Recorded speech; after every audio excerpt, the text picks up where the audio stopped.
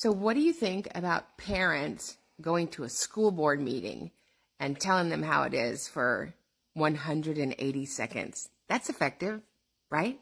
So the reason we have this law, Karen, and you know this, but for everybody else, the reason we have IDEA is because when you go to school boards, nothing happens.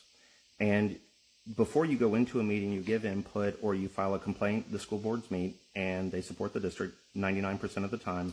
And here's the other thing. For example, I live in a district. We have the most beautiful stadium. We have a brand new softball field and it's gorgeous.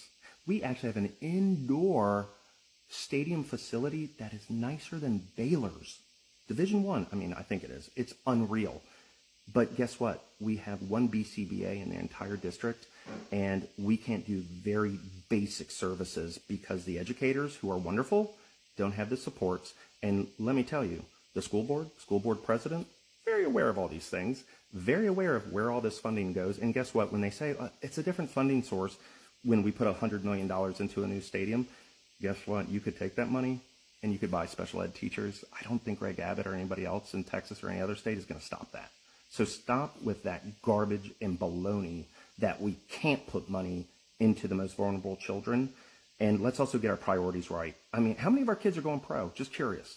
How many of our kids are making livings and making meaningful livings by playing football?